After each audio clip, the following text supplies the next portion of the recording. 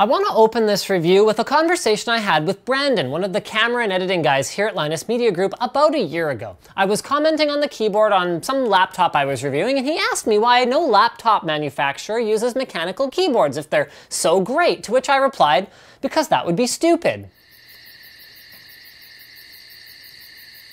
So without further ado, here's my review of the MSI GT80 Titan, the world's first gaming laptop with a Cherry MX brown key switch mechanical gaming keyboard. Oh, and stay tuned because I'll be reviewing their notebook that can use a desktop graphics card soon too. These guys are freaking crazy.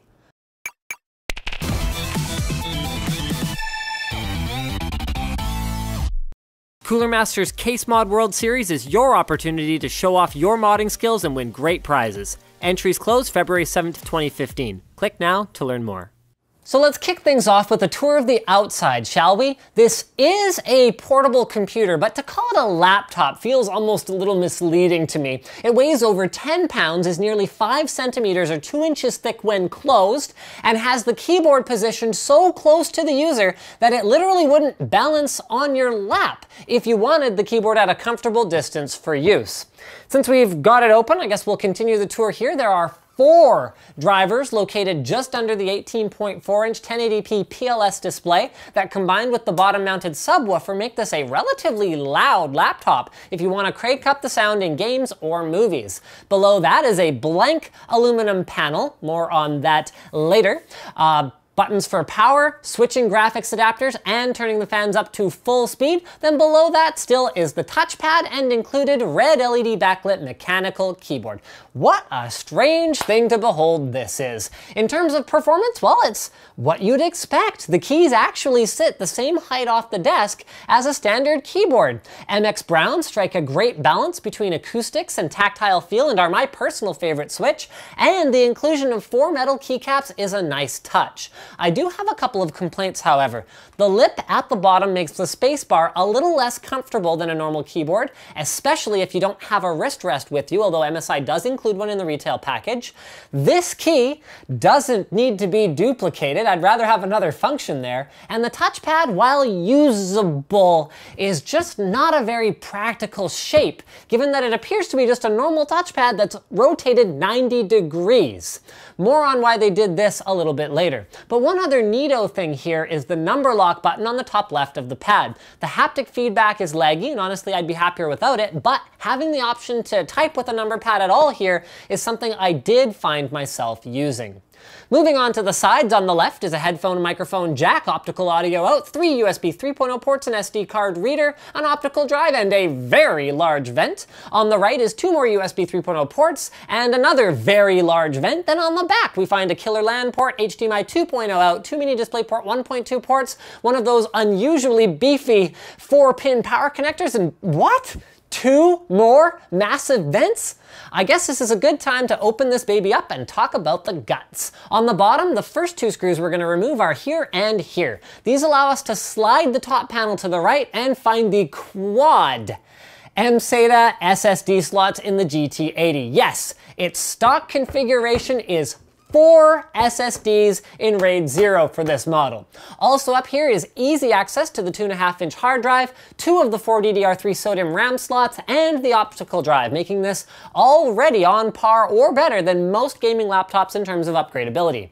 Then we remove the rest of the screws and pop the bottom off, revealing the reason this bad boy needs so much cooling. Down here we've got the battery, wireless module, 2 more RAM slots, the CPU socket that contains a 47-watt Core i7 4980HQ quad core that turbos up to 4 GHz. We can see why the touchpad was crammed off to the side because it's the entire thickness of the laptop that keyboard makes up. And finally, 2 massive MXM GTX 980M 8 gig graphics cards with this crazy long SLI bridge connecting them and lots of heat pipes connecting the CPU and the GPUs to the coolers. And the weirdest thing about all of this is that it actually almost looks like MSI wants you to have easy access to everything.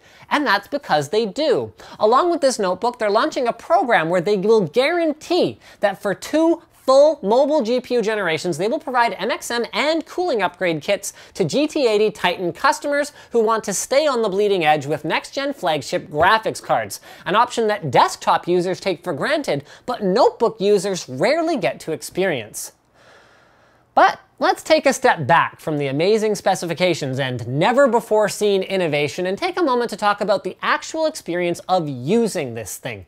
Gaming is a treat. At 18.4 inches and at the distance that you need to sit to actually use this computer, 1080p is less of an issue than you might think. You don't have to deal with any scaling, and in games, thanks to dynamic super resolution, something you'll have ample power to utilize, you can still get a little bit better image quality out of them, even though the panel resolution is what it is. But the touchpad necessitates the use of a mouse when, aside from gaming, if you want to get any serious work done, and the space the laptop takes up on a desk in order to sit a comfortable distance from it and have room for your mouse makes this just take up more room than any other laptop that I've ever encountered. So it's basically a portable desktop, suitable only for use where you've got a lot of room to stretch out. But it's not like you aren't getting something in exchange for all of that hassle. The keyboard is just plain better than any laptop keyboard ever. Which I guess leads us into the conclusion a little bit earlier in the video than we normally would, because it's less of a two-sentence summary about who I think this product is intended for, and more of a massive list of the pros and cons of this incredibly unique piece of gaming hardware. So the pros, like I just said, the greatest keyboard on a laptop ever. The performance and the upgrade path, both of which are the best I've ever seen on a laptop ever.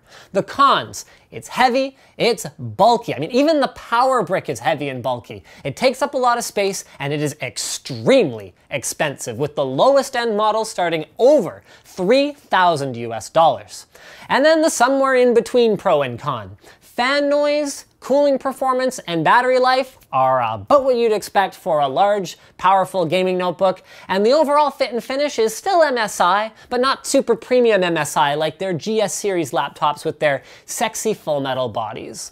So in my mind, rather than comparing it to the other options in the market and saying, yeah, go for it, or no, don't go for it, all I can do is present you guys with this video and let you make your own choice, because for better or for worse, there is nothing else in existence like this thing. And I've been saving this for the very end because I've been kind of putting it off, but I have to give MSI this. They pulled off this concept in a way that I didn't expect, and sitting, using the device convinced me that a mechanical keyboard in a laptop is a lot less stupid than I originally thought it was. So Cliff, you can put that on the box if you want. Guys, like this video if you liked it, dislike it if you disliked it, leave a comment if your feelings are more complicated than this. As always, linked in the video description, we have support us links where you can give us a monthly contribution, buy a cool t-shirt like this one, or change your Amazon bookmark to one with our affiliate code in it so we get a small kickback whenever you're shopping for laptops or whatever else. Thanks for watching, and as always, don't forget to subscribe.